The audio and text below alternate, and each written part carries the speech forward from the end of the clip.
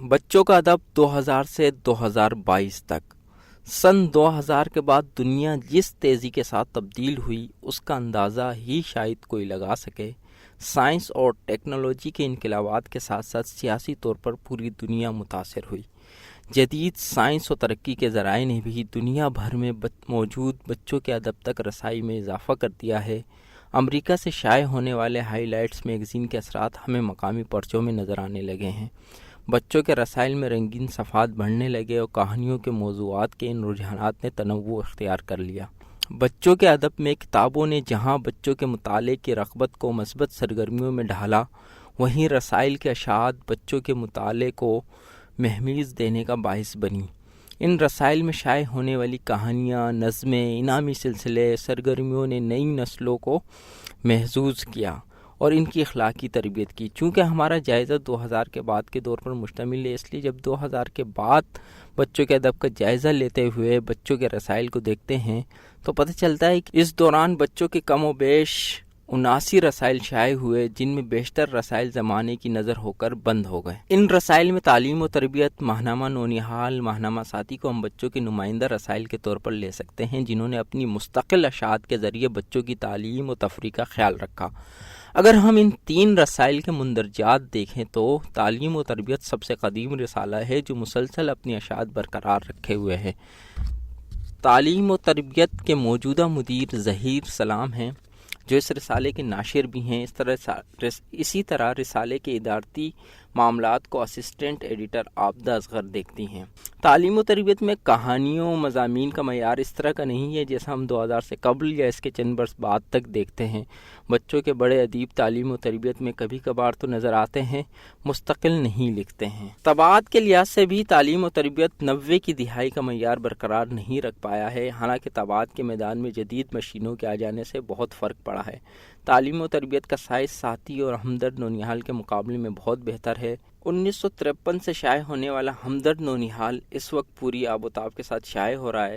جس طرح مئی 1988 میں ہم تعلیم و تربیت کو ایک بالکل بدلے ہوئے رسالے کی طرح دیکھتے ہیں، اسی طرح اگست 2020 کو ہمدرد نونہال کا شمارہ اپنے پرانے سائز میں نئے انداز سے شائع ہوا۔ رسالے کی اشاعت RG بلیو کمیونیکیشنز کے زیر نگرانی کی جانے لگی۔ ابتدا میں ہمدرد نونہال کے مدیر مسعود احمد برکاتی تھے، جو ایک طویل عرصے تک نونہال کے مدیر رہے۔ 10 دسمبر 2017 کو ان کے انتقال کے بعد کچھ عرصے کے لیے رسالہ سلیم فرخی نکالتے رہے۔ چند ماہ بعد سلیم مغل رسالے کے مدیر بنائے گئے، لیکن وہ زیادہ عرصہ ہمدرد نونہال سے وابستہ نہیں رہے اور اگست 2020 سے رسالہ ایک پرائیویٹ ادارے کے حوالے کر دیا گیا۔ اس دوران رسالے کو مختلف حصوں میں تقسیم کیا گیا ہے اور ان حصوں میں ملتی جلتی تحریروں اور سلسلوں کو یکجا کیا گیا ہے۔ ان حصوں کے نام یہ رکھے گئے ہیں: روشنی، ہمارا سرور، ہماری دنیا، سفر نامہ، نظم، قصہ کہانی، جذبہ باہم، صحت کی بات، مزے کی بات، نونہال کاوش اور علم دوست نونہال۔ اسی طرح اسی رسالے کے اندر ہمدرد نونہال میں انگریزی کا شعبہ الگ کیا گیا اور اس حصے کے اندر بھی مختلف حصوں کو مختلف نام دیے گئے۔ ہمدرد نونہال میں ہونے والی یہ تبدیلیاں خوشگوار ہیں۔ ایک بڑے عرصے بعد بڑی خوبصورت تبدیلیاں دیکھنے کو ملی، خصوصاً تزئین کاری کا معاملہ بہت گمبھیر ہو چکا تھا۔ رسالے کی بہت خراب تزئین کاری کے باعث شکل و صورت بدل گئی تھی۔ اب ہمدرد نونہال میں بین الاقوامی معیار کی ڈیزائننگ ہو رہی ہے، خاکوں کے لیے ویکٹر فارمیٹ کا استعمال کیا جا رہا ہے۔ لیکن تازہ ترین اطلاع یہ ہے کہ ہمدرد نونہال جولائی 2022 سے انتظامیہ نے دوبارہ سنبھال لیا۔ ماہنامہ ساتھی نے کاشف شفیع کے دور ادارت سے کافی تبدیلیاں پیدا کر لی تھیں۔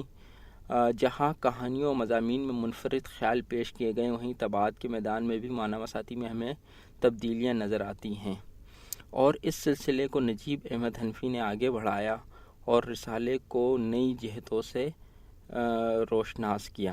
خوبصورت دلکش اسکیچز اور رنگا رنگ سرورق نے ساتھی کو دیگر رسائل میں نمایاں کر دیا تھا، وہی کہانیوں کے اچھے معیار نے ادب اطفال میں ماہنامہ ساتھی کی وقت بڑھا دی۔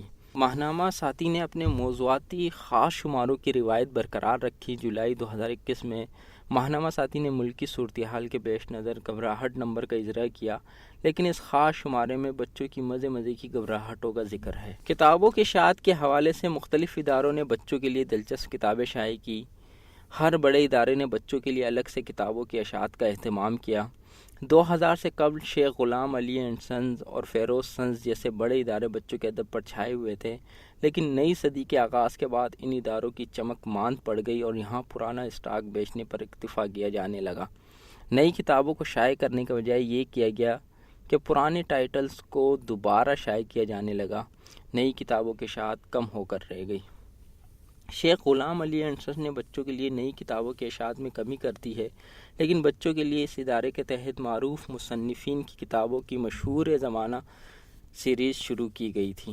اس پروجیکٹ کے تحت مائی لارڈ، حقہ، پیٹو بلی، مقدس جھوٹ، گنڈک کا بھوت، شکاری اور بھوت، دو آنے، جلیبیاں، جلا وطن، ناگ راجا، لکڑہارے کا بیٹا، ایک آنکھ والا دیو، کھلونوں کی بستی، سود کا ریشم، جو یوں ہوتا تو کیا ہوتا، وزیر کی دانائی، کمو نکمو، چار بیوقوف و اپریل فول جیسی کتابیں منظر عام پر آئیں۔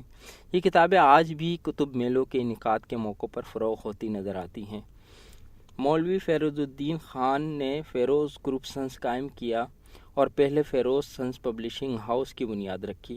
تعلیم و تربیت فیروز سنس کا ایک ایسا کارنامہ ہے جس نے اس ادارے کے ساتھ لوگوں کی ایک جذباتی وابستگی پیدا کر دی۔ تعلیم و تربیت کے کئی سلسلے کتابی صورت میں شائع ہوئے، جبکہ فیروز سنس نے بہت سے ناول کہانیوں کو براہ راست بھی کتابی صورت میں شائع کیا۔ بچوں کے لیے شائع کی گئی فیروز سنس کی مشہور کتابیں الدین کا چراغ، الو کے گھونسلے سے، حاتم طائی، حاجی بغلول، خواجہ سگ پرست، 7 تصویری کہانیاں، گدھے کی حجامت، علی بابا 40 چور، چچا خیرو، حافظ جی، اونچی حویلی کا راز، ایک ٹانگ کا آدمی، بھوت بنگلہ، کلیم کے کارنامے، کامران اور بھارتی جاسوس، شاہین کی واپسی، عرب کی بیٹی آج بھی فروغ ہو رہی ہیں۔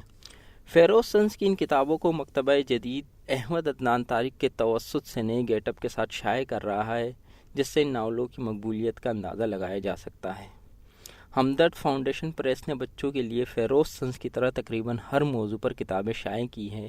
ان میں نقوش، سیرت اول، تپنجم، کھجور کا باغ، ریشمی جوڑا، ابو علی کا جوتا، چالاک خرگوش کے کارنامے، علامہ دانش کے کارنامے، مرزا غالب، اندلس کی فتح، چاند کا مسافر، 3 بیوقوف نمایاں ہیں۔ ان کتابوں کے نئے ایڈیشن شائع کرنے کے اقدامات کیے جا رہے ہیں۔ ان میں کئی کتابیں ہمدرد کے کتب خانے پر دستیاب ہیں۔ دعویٰ اکیڈمی نے بچوں کے لیے بہت سی کتابیں شائع کی، جن میں اونچے درختوں کا باغ، تمہارا یہ آنسو، ٹیلی فون کی گھنٹی، مثالی تاجر، خواب مرتے نہیں، خوشگوار حادثہ، خدا پر بھروسہ، آٹوگراف اور آہ کا اثر شامل ہیں۔ دعویٰ اکیڈمی کے شعبہ بچوں کا ادب کے تحت بچوں کے ادیبوں کے لیے ایسے تاریخ ساز کام ہوئے جس کی نظیر پاکستان کی تاریخ میں نہیں ملتی۔ ادیبوں کی صلاحیتوں کو ابھارنے کے لیے ورکشاپس کا انعقاد، قلمکاران کے ایک دوسرے سے روابط نے بلا شبہ بچوں کے ادیبوں کو یکجا کرنے میں اہم کردار ادا کیا۔ وہیں ان تربیتی پروگرامات سے نئے ادیبوں کی صلاحیتوں میں خوب اضافہ ہوا۔ سنگ میل پبلیکیشنز نے لاہور شہر سے بچوں کے لیے خوبصورت کتابیں شائع کیں۔ اس ادارے کے تحت بچوں کے لیے کہانیاں، ناول اور ڈرامے بھی شائع کیے گئے۔ یہ کتابیں ملک کے معروف قلمکاروں نے تحریر کی۔ ان ادیبوں میں قمر علی عباسی، مرزا ادیب، ابصار عبدالعلی، رضا علی عابدی، امجد اسلام امجد، انتظار حسین، حفیظ سرور، کشور ناہید، امتیاز علی تاج، ڈپٹی نذیر احمد اور حسین سحر کے نام نمایاں ہیں۔ سنگ میل کی شائع کردہ کتابوں میں زندگی کے چند سنہری اصول، آنکھ مچولی، چچا چھکن، ہونہار بیٹی، نانو کی اینک، گھاس کی گڑیا، مینا نے گڑیا کو کیسے ہنسایا، دنیا میں اچھے لوگ بھی ہیں، کمال کے آدمی اور گنگناتا قاعدہ اور سورج کے دیش سے شامل ہیں۔ اسلامک پبلیکیشنز کے تحت بچوں کے لیے ان کی ذہنی استذکار کے مطابق 115 دلچسپ کتابیں شائع کی گئیں۔ پاکستان میں مائل خیر آبادی کی سب سے زیادہ کتابیں شائع کرنے کا اعزاز بھی اسلامک پبلیکیشنز کو حاصل ہے۔ اشتیاق احمد بچوں کے مشہور ادیب تھے۔ انہوں نے بچوں کے لیے ریکارڈ ساز ناول لکھے۔ ان کے ناولوں کی ایک بڑی تعداد اٹلانٹس پبلیکیشن نے شائع کی ہے۔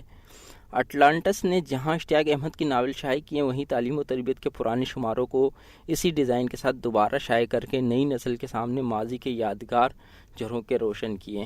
فہیم عالم بچوں کے ادیب اور بچوں کا کتاب گھر کے ناشر ہیں۔ انہوں نے بچوں کے 3 یادگار شمارے، جگنو، بچوں کی دنیا اور بچوں کا باغ خرید کر انہیں شائع کرنا شروع کر دیا۔ اس طرح حکومت پنجاب کے ایک پروجیکٹ کے تحت روشنی کے نام سے ایک رسالہ بھی شائع کیا جا رہا ہے۔ یہ رسالہ پنجاب بھر کے تعلیمی اداروں میں سرکار کی طرف سے تقسیم کیا جاتا ہے۔ بچوں کا کتاب گھر کے تحت بچوں کے لیے بے شمار کتابیں بھی شائع کی گئی ہیں۔ ان میں بلیک فائٹرز، آخری سیڑھی، گیدڑ بھبکی، خاطرداریاں، مجرم کے بال، پڑھیے گر بیمار، تصویر کے آنسو، گوریلا، اچھے قصے اور راجو کی کہانی شامل ہیں۔ اس وقت پاکستان بھر میں بچوں کے لیے سب سے زیادہ کتابیں بچوں کا کتاب گھر کے پلیٹ فارم سے شائع ہو رہی ہیں۔ الکا پبلیکیشنز نے بچوں کے کلاسک ادب کو اردو میں ڈھال کر سلیقے کے ساتھ شائع کیا ہے۔ ان کہانیوں کے ساتھ اسکیچز کا اضافہ کر کے کتابوں کو مزید دلچسپ بنایا گیا ہے۔ الکا پبلیکیشنز کے تحت سنہرے دریا کا بادشاہ، سوداگر اور دیو، سلیمانی خزانہ، غیبی انسان، الدین کا چراغ، معروف موچی، سندباد جہازی، علی بابا 40 چور، بی بی کھوکھو کی ناک شائع کی گئی ہیں۔ اس کے علاوہ معروف برطانوی مصنفہ اینڈ بلیٹن کی کہانیوں کو بھی الکا پبلیکیشن نے پاکستان میں شائع کیا۔ آکسفورڈ یونیورسٹی پریس نے جہاں بڑوں کے لیے بے شمار کتابیں تیار کی، وہیں بچوں کے لیے اردو اور انگریزی میں معیاری ادب پیش کیا۔ بچوں کے لیے تیار کی گئی کتابوں میں کلاسک ادب، کہانیاں اور ناول شائع کرنے کا سلسلہ جاری ہے۔ آکسفورڈ یونیورسٹی پریس نے جہاں کہانیوں کو کتابی شکل میں شائع کیا، وہیں بچوں کے لیے مختلف مشہور اور تاریخی شخصیات کے خاکے باتصویر شائع کیے۔ ادارہ مطبوعات طلبہ لاہور اور کراچی نے بھی بچوں کے لیے سینکڑوں ناول اور کہانیوں کی کتابیں شائع کی ہیں۔ ادارہ مطبوعات طلبہ لاہور اور کراچی ماہنامہ ساتھی، ماہنامہ ساتھی سندھی، ماہنامہ پیغام لاہور، ماہنامہ پیغام راولپنڈی، ماہنامہ Shaheen Peshawar, Islamic children hobbies society کے پروجیکٹ ہیں۔ مکتبہ بیت العلم گزشتہ کئی برسوں سے ادبی اطفال میں خاموشی سے اضافہ کر رہا ہے۔ اس ادارے کے تحت نہ صرف بچوں کے لیے ماہنامہ ذوق و شوق کا اجرا کیا گیا ہے، وہیں بچوں کے لیے کئی کتابیں بھی اس ادارے کے تحت شائع ہو چکی ہیں، جن میں دروازے پر دستک، اونچا پہاڑ، ماں اور ممتا، نئی کہانی اور نیا انداز، کہانی نگر شامل ہیں۔ آشیانہ پبلیکیشنز کے تحت بچوں کا آشیانہ کا اجرا کیا گیا، وہیں بچوں کے لیے سفید گیند، روشنی کی کرن، میاں بلاکی کے کارنامے، کہانی ایک سفر کی، زمین کی انوکھی کہانی اور بچوں کے لیے سائنس کے دلچسپ تجربات پر مشتمل 5 کتابیں شائع کی گئیں۔ معروف ناول نگار عمیرہ احمد نے الف کتاب کے نام سے ادارہ قائم کیا اور اس ادارے کے تحت بچوں کے لیے الف نگر رسالہ شائع کیا گیا۔ اس رسالے کی ایک خصوصیت یہ ہے کہ اس میں موجود کہانیوں کو ڈیجیٹلائز کر کے انہیں یوٹیوب پر اپلوڈ کیا گیا۔ بچوں کے ادب میں اگرچہ یہ نیا تجربہ نہیں ہے، اس سے قبل آنکھ میں چولی کے تحت بھی اس قسم کے تجربے کیے جا چکے ہیں، لیکن الف نگر کی یہ پیشکش ذرا بہتر اور زیادہ اچھے معیار کے ساتھ پیش کی جا رہی ہیں۔ دوسری جانب عمیرہ احمد نے اشتیاق احمد کے ناولوں کے حقوق خرید کر چند ناول دوبارہ شائع کیے ہیں، وہیں ان ناولوں کو فلمایا بھی جا رہا ہے۔ اس پروجیکٹ پر کام جاری ہے اور عنقریب قارئین اپنے پسندیدہ ناول نگار کے کرداروں کو اسکرین پر دیکھ سکیں گے۔ دارالسلام کتابوں کی معیاری چھپائی کے حوالے سے ایک اہم نام ہے۔ دارالسلام نے بچوں کے لیے دینی لٹریچر میں اچھا اضافہ کیا ہے۔ ان کتابوں کی تزئین و آرائش پر خصوصی توجہ دی جاتی ہے۔ بچوں کے لیے شائع کی گئی دارالسلام کی کتابوں میں گمشدہ پیالہ، سب سے سچی کہانی، سب سے پیارے، پتھر کی گواہی، عظیم قربانی، انوکھی خوشخبری، پتھروں کی بارش، ظالم ملکہ، زمین پر پہلا قدم، عجیب بشارت، پرانی لاش، ستاروں کا سجدہ سمیت سینکڑوں مزیدار اردو اور انگریزی کتابیں بچوں کے لیے شائع کی گئی ہیں۔ 2010 میں ماہنامہ ساتھی کے سابق مدیر نجیب احمد حنفی نے انگریزی ماہنامہ وی شائن کا اجرا کیا۔ اس کے کچھ عرصے بعد ہی جگمگ تارے کے نام سے اردو میں پہلی سے 5ویں جماعت کے طالب علموں کے لیے ایک منفرد ماہنامہ کا آغاز کیا۔ یہ دونوں رسائل نہ صرف تسلسل کے ساتھ شائع ہو رہے ہیں، وہیں بچوں میں بے حد مقبول بھی ہیں۔ سید فصیح الدین احمد نے نئے دور کے نئے تقاضوں کو سمجھتے ہوئے ادیب آن لائن کے نام سے ایک ایسی موبائل ایپ بنائی جہاں کتابوں کا ذخیرہ یکجا کیا گیا ہے۔ اس ایپ میں کتابیں PDF کے بجائے یونیکوڈ میں کچھ اس انداز سے ڈالی گئی ہیں کہ پڑھنے والا اصلی کتاب کا تصور کر سکتا ہے۔ بچوں کے کلاسک ادب کا باقاعدہ الگ سے سیکشن بنایا گیا ہے جہاں سینکڑوں ناول ایک مناسب قیمت دے کر آپ پڑھ سکتے ہیں۔ اس کے علاوہ کئی ایسے ادارے موجود ہیں جو بچوں کے لیے کتابوں کی اشاعت کا کمرشل اہتمام کر رہے ہیں۔ مطالعے کے رجحان میں کمی کے باعث بیشتر ناشروں نے درسی کتابیں بھی تیار کرنی شروع کر دی ہیں۔ اس وقت ملک عزیز میں بلا مبالغہ سینکڑوں ایسے ادارے ہیں جو درسی کتابوں کے کاروبار سے منسلک ہیں۔ بچوں کی پڑھنے کی عام کتابیں بتدریج والدین اساتذہ کی عدم دلچسپی کی وجہ سے کم ہوتی جا رہی ہیں۔ نئی صدی کے 20 برس گزرنے کے بعد پوری دنیا ایک عجیب مسئلے سے دوچار ہوئی۔ یہ مسئلہ کرونا وائرس کا تھا۔ کرونا کی وبا نے جہاں پوری دنیا کو اپنی لپیٹ میں لیا، وہیں بچوں کے ادب پر بھی اس کے اثرات مرتب ہوئے۔ ان اثرات کی وجہ سے جہاں رسائل اور کتابوں کی سرکولیشن میں کمی آئی، وہیں کچھ رسائل شائع ہی نہیں ہوئے، جبکہ بیشتر رسائل صرف آن لائن شائع ہوئے۔ ناشروں نے کتابوں کی اشاعت روک دی اور پرانا اسٹاک بیچنے پر اکتفا کرنے لگے۔ یہ وبا اب تک مکمل طور پر ختم نہیں ہو سکی ہے، اس لیے ناشروں نے متبادل راستوں کی تلاش کا کام شروع کر دیا ہے، جبکہ کہانی کاروں کے لیے کچھ نئے موضوعات کا بھی اضافہ ہوا ہے۔